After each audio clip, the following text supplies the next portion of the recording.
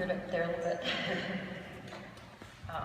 First of all, this was my daughter's shirt. Her middle name was Rose, so I thought I'd wear this in honor of her. And that's a picture over there too. So,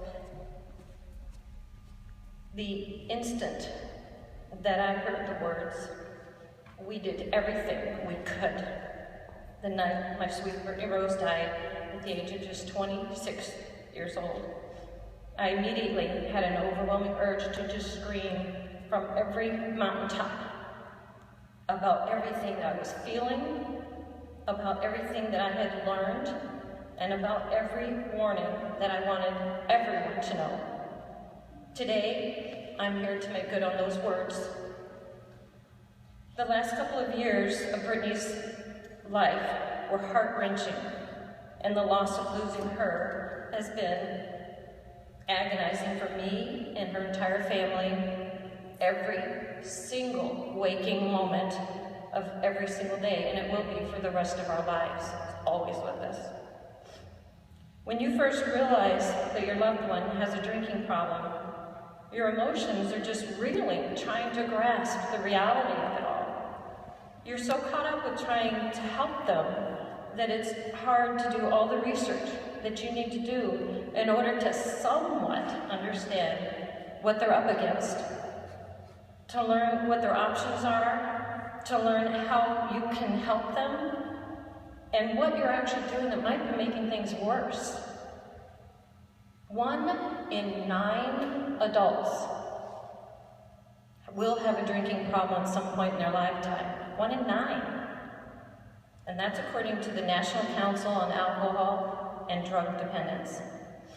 Everyone in this room will probably either be directly or indirectly affected by alcohol dependence at least once in your lifetime, and probably many times, even if you are never really actually aware of it, because people are very good at hiding it.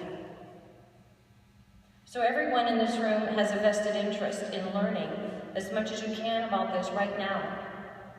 And every single person in this room can make a big difference for those that are struggling with this affliction. If you're already struggling with alcohol dependency, I cannot stress to you strongly enough that you need to get help today, immediately, right now, today, because alcoholism is a progressive brain disease. I highly recommend going to some kind of group meetings such as Alcoholics Anonymous or Smart Recovery. I'd like to see a group formed where loved ones come together, where the topic of learning what we can do to help them is talked about. I couldn't find such a place or meeting when I was going through all of this. I didn't want to keep hearing that I couldn't help her. That's not acceptable to me. There has to be something we can do to help them. It's very difficult to realize that your family member or close friend is suffering from alcohol dependency. This is a family disease, and it affects every single person in the family and close friends. You need to learn all you can about what alcohol addiction really is, so you can begin to understand a little bit about what they're going through.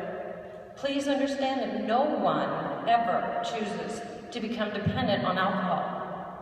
Alcoholism is a very isolating disease, so please give them your unconditional love, no matter what. Hate the disease, but love the person suffering from it. Give them your support and encouragement to get help. Please don't abandon them from your love just when they need you the most. For people in the medical and counseling professions, now or in the future, if you're going to school later, please don't forget the human aspect of the people you're dealing with. Have empathy for the people that are literally dying before your eyes, and try your best to reach out and talk to them. Give them your strongest encouragement to fight this disease with everything they have. Help them to have the strength that it takes to overcome this overwhelming disease. I can't tell you how many people treated my daughter like a worthless drunk, especially in the end when her insurance ran out because she turned 26.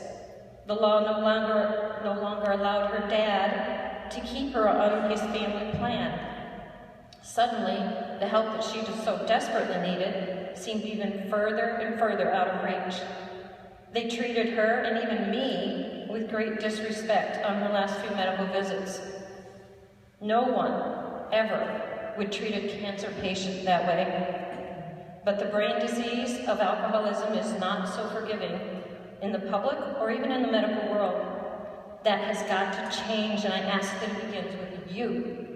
You are their lifeline. Help them to fight their way into recovery. It can save their very life. Don't treat them like they're worthless, which makes them want to give up and drink to not feel. They have nothing to be ashamed of. Alcoholism is not a moral failing. It's a brain disease that happens to them.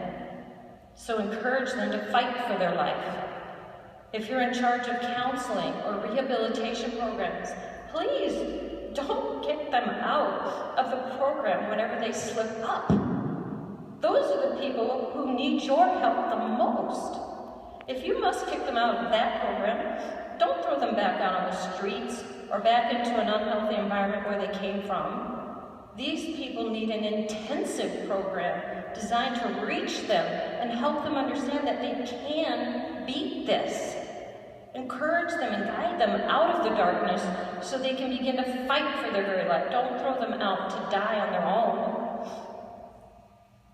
If you're a parent of a minor child that you believe might even possibly be suffering from alcohol or any substance abuse, please drop everything now and learn all you can about it and get them the help they need immediately while you still can. Do not underestimate the power of addiction. When I first realized Brittany had a drinking problem, I was talking to someone about it, and I could hear in their tone of voice how dire the situation that they believed she was in. They said they understood the ride that I was in for. I remember thinking that it would be different for my daughter because I'm so understanding. I loved her so much. I would be that parent that truly helps her daughter get through it all. I believed that my love and commitment to helping her through this would be the key to healing her. I was so incredibly naive, and I simply had no idea of what we were up against. It is evil at its core. It's a monster who wants to bring you down without showing any mercy. So please, don't underestimate the danger that your child is in. Get them help while they still are a minor. Once they become an adult, privacy laws will prevent doctors and counselors from telling you the things you need to know to help them. Even when my daughter gave them consent to speak to me, many of them held back pertinent information that I needed to know in order to help make arrangements for her to get the life-saving treatment that she needed. She was just too lost in her illness to be able to do all the research, check into all of her options, find out what needed to be done for insurance, and to make sure she was on time to all of her meetings and appointments. I didn't want the doctors to tell me about all the private things that she talked to them about. I just needed to know what they recommended, what her options were, and how to best help make that all happen so I could help her arrange it. Everything I've said here today, and what I'm about to say, is for anyone of all ages, for sure. But for all of the minors and young adults hearing me speak right now, I hope to reach you before you ever cross over that invisible line into alcohol dependency. And if you have already crossed over that line, I want to encourage you to get the help you need this very day, today. I want to spare your parents, your brothers, your sisters, your grandparents, your cousins, and your friends from grieving your death with every single breath they take for the rest of their lives. I want to spare you a lifetime of struggle just to feel normal again. Please understand that you can die from alcohol. the very first time you drink. And you can also progressively get more and more addicted to alcohol with time. You can get liver disease and other complications without even becoming an alcoholic. There are many more medical complications that can come from alcohol consumption that most people have never heard of. Try Googling it, you'd be amazed. I could share some things about my daughter if you would like to know later. Never allow yourself to just fit in with someone else because of peer pressure, and never pressure anyone else to drink as well. Love yourself enough to realize that if they're your real friend, they wouldn't require that of you. Be careful at parties where there is drinking going on. Those people really are playing with deadly fire, even if they don't realize it. And ignorance is not going to protect them. Never allow another person to pass out without getting them medical attention immediately. Their body is telling you that they are in trouble. Sure, they might get lucky and sleep it off, but a person can still be getting even more drunk after they've passed out. That is where the real danger is. Just because someone passes out doesn't mean that they won't get further and further into distress. It takes time for alcohol to hit its maximum danger level in a person's body. That is exactly what ended up taking my sweet daughter's life. She was still talking fairly normally when I left her that night, when she wanted only to sleep. When I came back to check on her a few hours later, she was gone. Don't mess around with this, or you may be going to their funeral in a few days, and the guilt and grief will haunt you forever. I promise you that. My final words tonight: if you have not crossed over that invisible line into alcohol dependency, remember, an ounce of prevention is worth a pound of cure. It's easier to control your drinking before you have a drinking problem. And everyone needs to understand that social drinkers of all ages can still end up becoming an alcoholic later in life. I just read about a 70-year-old just became one. You don't know who it's going to affect. If you do cross over that line, or if you already have, and get the help I've talked about immediately, remember to pick up my information sheets at the back of my table over here, and please fight to stay safe and healthy. Do all this in honor of my sweet Brittany Rose. I love you, sweet pea. Thanks.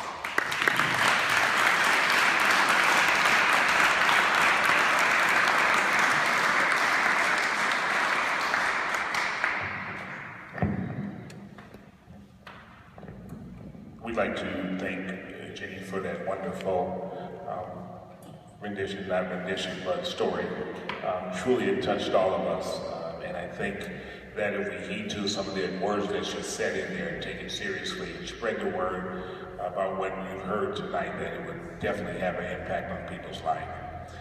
At this time, we're going to have each of your remaining panel members introduce themselves. We will give them 1 minute to do that.